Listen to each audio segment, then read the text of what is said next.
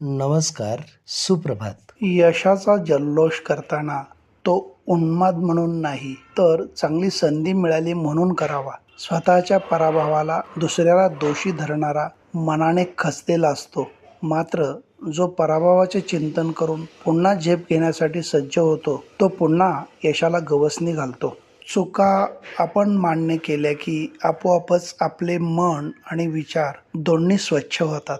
तुमचं स्मितहास्य हा तुमचा लोगो आहे. तुमचं व्यक्तिमत्व हे तुमचं बिझनेस कार्ड आहे आणि तुमची लोकांशी वागण्याची पद्धत हा तुमचा ट्रेडमार्क आहे.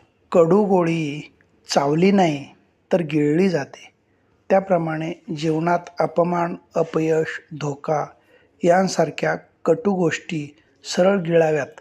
त्याला चावत बसाल, आठवत राहाल तर जीवन आणखी कडू होईल.